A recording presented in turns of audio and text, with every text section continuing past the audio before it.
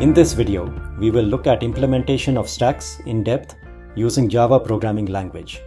We will look at the structure of stacks and its key operations. We will look at how we can insert an element into a stack. This is commonly referred to as pushing an element onto the stack. We will look at how we can delete an element from the stack. This is commonly referred to as popping an element from the stack. We will look at how we can see the value of the top element of the stack without removing the element. This is commonly referred to as peeking from the stack. We will implement the stack in two different ways. First, we will implement the stack using an array, and then we will implement using a linked list. For each of these, we will review the key concepts. We will look at the steps of implementing the key operations. We will look at an animation of how stack and its key operations work. We will look at the sample code or pseudocode. Then, we program the stack and its operations in Java and test our program. And we will review the efficiency of the operations. Let's begin by looking at the structure of stacks. Stacks are abstract data structures that allow access to only one data item, that is the last item inserted. Stacks are abstract since they internally use other data structures and provide interfaces to restrict access to the items. Stacks can be implemented using either arrays or linked lists. In this video, we will look at both of these implementations. A stack is a last in, first out storage mechanism. The last item inserted is the first to be removed. Let's look at the structural representation of stacks. Elements in a stack are represented as one element sitting on top of another. When an element is pushed to the stack, it is added at the top. So the first element pushed to the stack is at the bottom, and the last element pushed to the stack is at the top. In this example, the element 10 was pushed first, and the element 50 was pushed last. So element 10 lies at the bottom and element 50 lies at the top. Now, if we push another element, say 60, to the stack, it is added at the top, that is above element 50. Now, the last element is element 60. And when we remove or pop an element from the stack, we remove from the top. So in this example, when we remove the element, we remove the one at the top, which is element 60. Now 50 becomes the last element. If we pop again, then we remove again from the top, which is element 50. Now 40 becomes the last element. This is analogous to stacking mail. When we get our mail daily, we usually put them into a stack. Today's mail goes on top of yesterday's mail. And tomorrow, mail will be put on top of today's mail. And when we have time and want to read our mail, we will remove and read the mail one at a time from the top. Another analogy is that stack data structures are similar to the way we stack our dinner plates. The first plate is at the bottom and the last plate is at the top. When we want to use a plate, we pick the one at the top. Let's now look at the key operations of a stack. Push operation inserts a new data element into the stack. Pop operation removes an element from the stack. Peek operation will return the top data element from the stack without deleting that element. If full operation will return true if stack is full. Is empty operation will return true if stack is empty. Let's look at a visual of these operations. So we have our stack with the top element being 50. Let's say we push element 60 to this stack. Element 60 will be added to the top of the stack. Now if we pop from the stack, the top element, that is element 60, will be removed from the stack. Next, if we peek into the stack, we would see the element at the top, that is 50. But the element 50 will not be removed. Let's now look at how stacks can be implemented. As we have seen earlier, stacks are abstract data structures which provide interfaces on top of an underlying data structure, such as an array or linked list. Let's first look at how stacks can be implemented by using arrays as the underlying data structure. So stack will contain an array. We define the max size of the array, let's say 6. We also define an attribute top, which holds the index number of the array at which the last element is added. The array is initialized to the max size, which in this case is 6. The value at each element is initialized to the default value of the data type we are storing in the stack. If we are storing integers, then the default value is 0. If we are storing strings or any Java objects, the default will be null. Array is index-based, starting with 0. Since array is empty and we have not added any item to the stack, we set value of top to -1. Now let's look at implementation of operations of the stack. Is empty. The stack is empty if the value of top is -1. Is full. The stack is full if the value of top is max size -1. Push. We first increment top and add element to array at index equal to top pop. We get the element at index equal to top. Then we decrement top. Peek.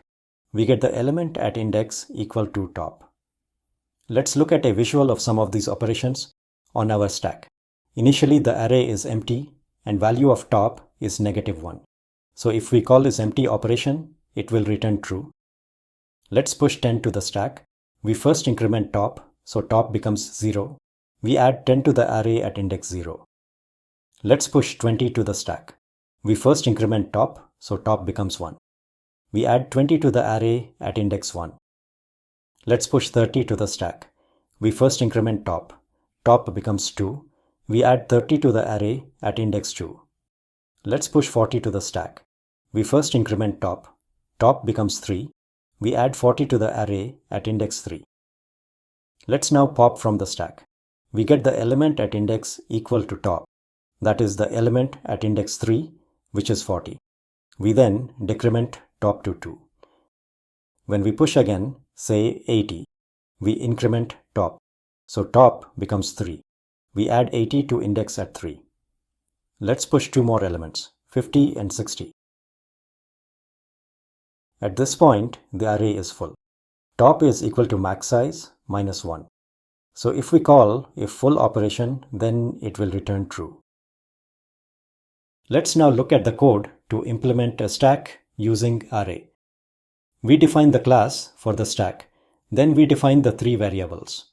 One for the max size of array, one for the array, and one to hold the index of the last element added to the stack. The constructor takes max size as parameter. And within the constructor, we initialize the array to max size and set top to -1. We define the isFull method first. It returns true if top is equal to max size -1. IsEmpty method returns true if top is equal to -1. Then we define the push method. It takes the data to push onto the stack as parameter. Within the method, we first check that the stack is not full. If the stack is not full, we first increment the value of top by 1, then insert data into the array at index equal to top. Next we have the pop method. Within this method, we first check that stack is not empty. If stack is not empty, then we return the element of array at index equal to top, then a decrement value of top by 1. Finally, we have the peek method. In this method, we just return the element of the array at index equal to top. Now, let's look at the efficiency of these operations. In all of these operations, we use the top index and we do not need to traverse the array. Hence, the time complexity for these operations are O of 1, and the space complexity is also O of 1.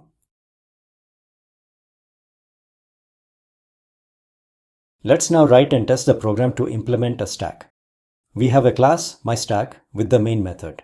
We will come later to this method to run and test our code. Let's implement the stack class. Class stack. We first defined a variable for max size of the stack. Int max.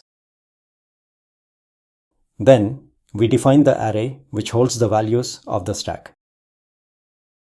Int array, let's name it stack array.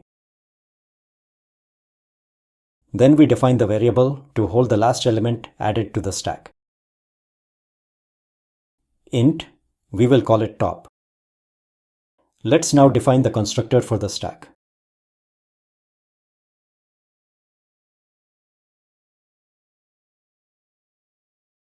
Public stack, and it takes parameter max of type integer. Here, max is the max size of the stack. Within the constructor, we will set the max size of stack to the parameter passed in the constructor. This dot max is equal to max. Then we initialize the array with size equal to the max size. Stack array is equal to new array and size is max. Since stack will be empty, we will set the value of top to -1. Let's first write a method to check if the stack is empty. This method will be used in the implementation of other methods. Public boolean is empty.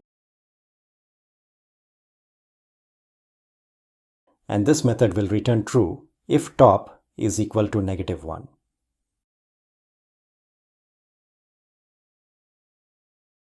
Next, let's write a method to check if the stack is full. Public boolean is full. And this method will return true if top is equal to max minus 1.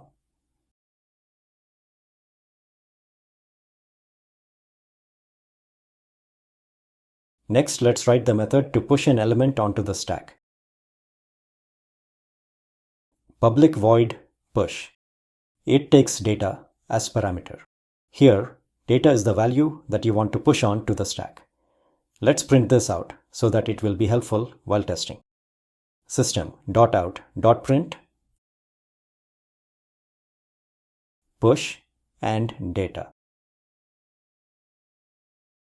Then we check if the stack is full. If the stack is full, we return without adding the element. If is full. Let's print system.out.print stack full, and we return. And if stack is not full, we first increment top and then add data to the array at index equal to top. Stack array plus top is equal to data. Next, let's write the method to pop an element from the stack. Public int pop. This method returns the top element of the stack after deleting it from the stack. Let's print this out for testing purpose. System.out.print pop. Then we check if the stack is empty. If the stack is empty, we return -1. If is empty. Let's print system.out.print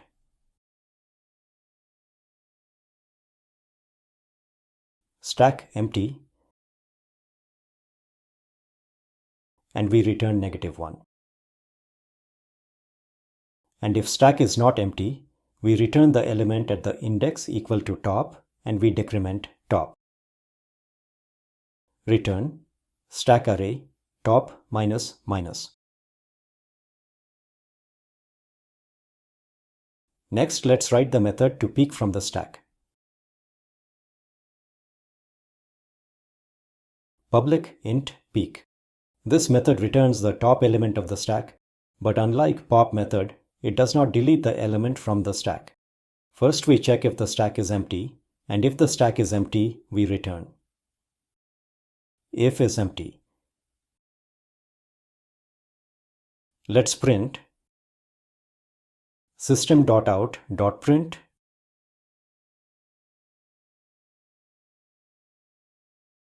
stack empty,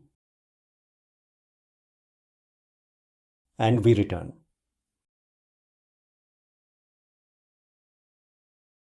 And if stack is not empty, we return the element at the index equal to top.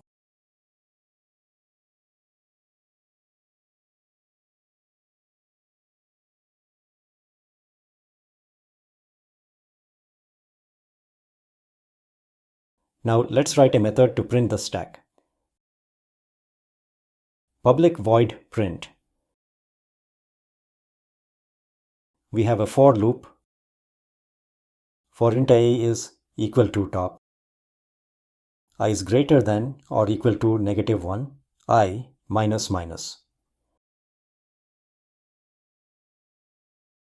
System.out.print stack array and index is I.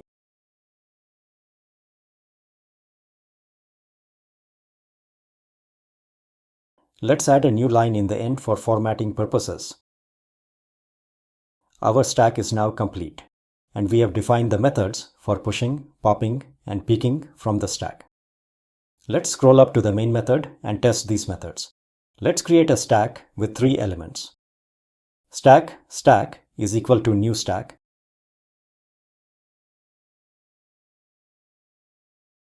And max is 3. Let's push the first element. Stack.push, say 10. Let's print. Stack.print. Let's run the program.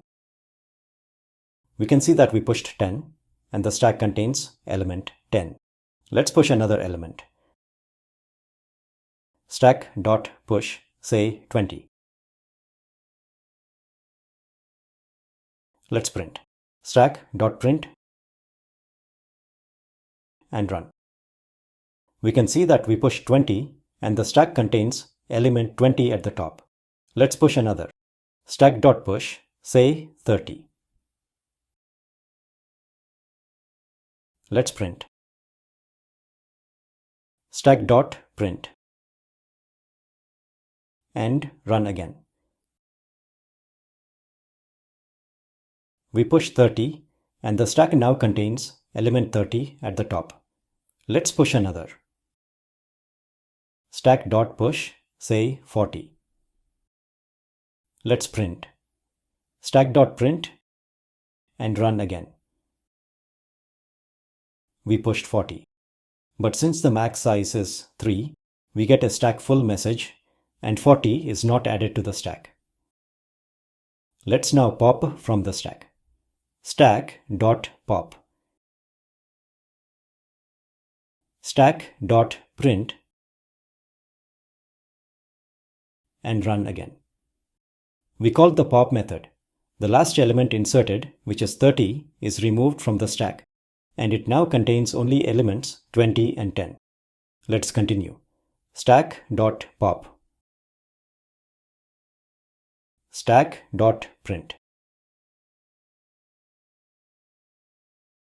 Last element inserted, element 20, is removed from stack, and it contains only element 10. Stack.pop again.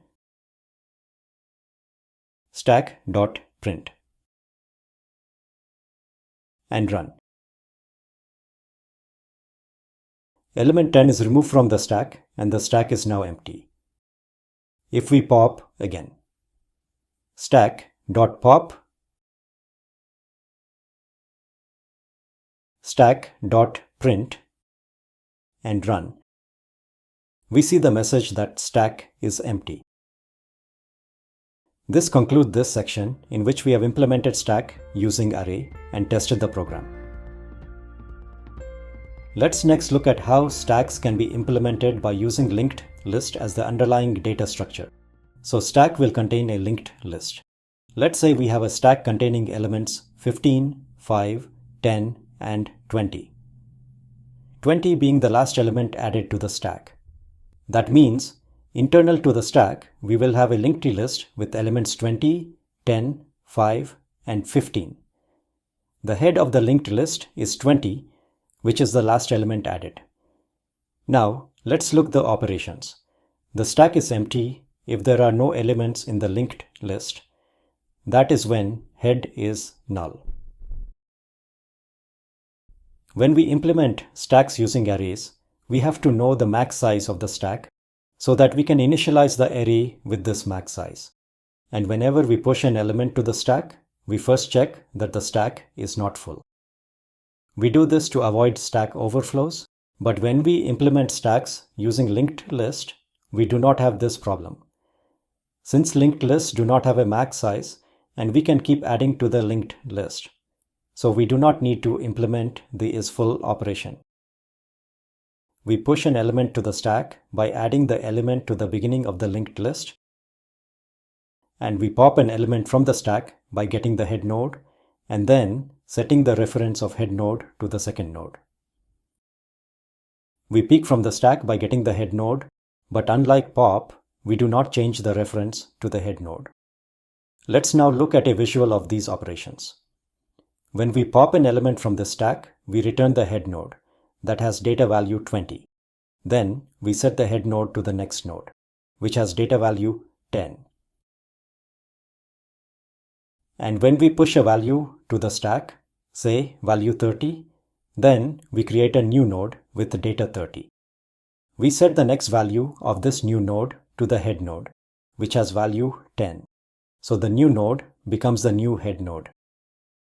And when we peek from the stack, we get the head node of the linked list, which is value 30. Let's now look at the code to implement a stack using linked list. We have the stack class. This will contain a reference to the head node of the linked list. We define the isEmpty method, which returns true if head is equal to null. We define the peek method, which returns the data of the head node. Then the push method. We create a new node with the value that has to be inserted. We set the next node to the head node, and we set head to the new node. Then we define the pop method. We set head to head.next. Looking at the efficiency, the time complexity for all these methods is O of 1, and the space complexity is also O of 1. Let's now write and test the program to implement a stack using linked list. We have a class myLinkedListStack with the main method. We will come later to this method to run and test our code. Let's first implement the node class of the linked list. Class node. It will contain attribute data. And it will contain another attribute node that refers to the next node in the linked list. Then we define the constructor. Node. It takes parameter data. Within the constructor, we set this .data to data.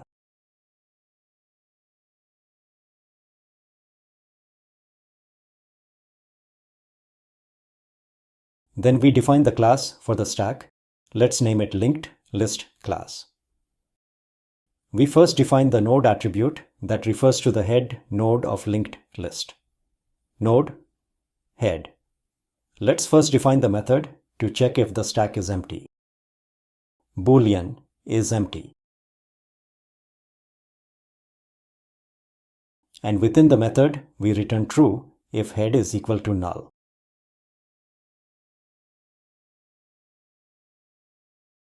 Next, let's define the method to push an element onto the stack. Void push. And it takes parameter data. Let's print for testing purpose. Let's print push and data. Then we create a new node with the data that has to be pushed. Node, new node, is equal to new node, and it takes parameter data. We set the next reference of the new node to the head node. New node.next is equal to head. And we set the head to the new node. Head is equal to new node.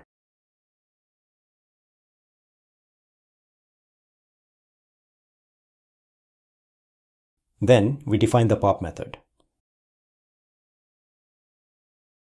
Int pop. We first check if the stack is empty. If is empty. Let's print stack is empty.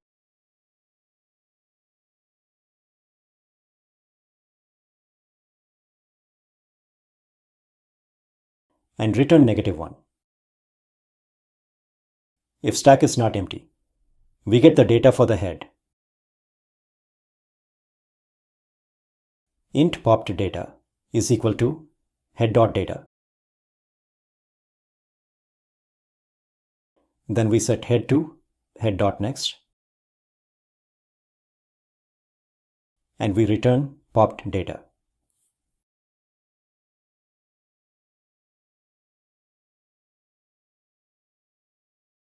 Next, we define the peek method.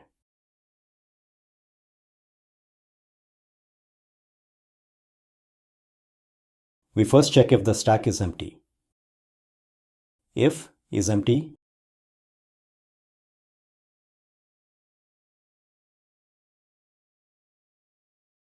let's print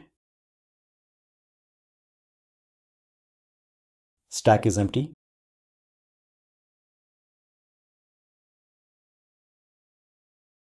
And return -1.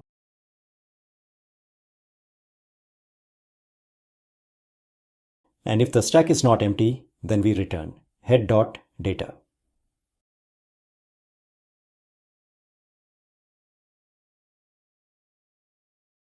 Next, let's write a method to print the stack.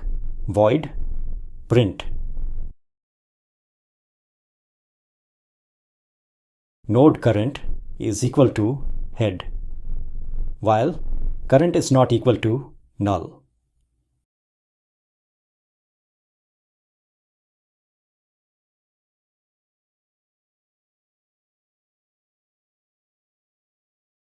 Let's print current.data.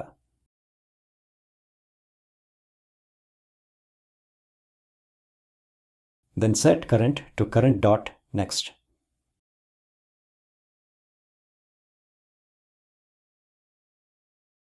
Let's print a new line for formatting purpose.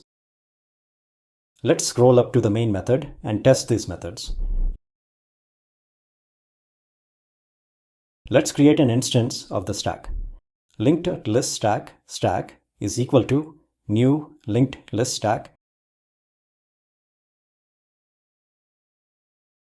Let's push some data. Stack.push 10. Stack.push 20.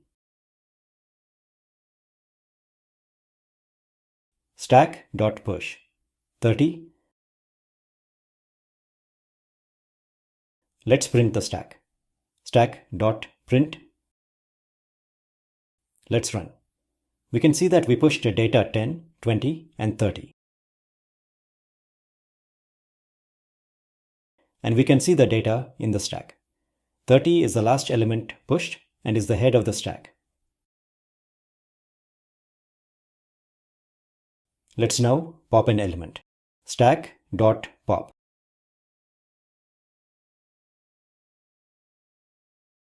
Stack.print, and let's run. We can see that the stack contained elements 10, 20, and 30. After the pop, the last element added to the stack, that is element 30, is removed from the stack. This concludes the program in which we implemented stack using linked list.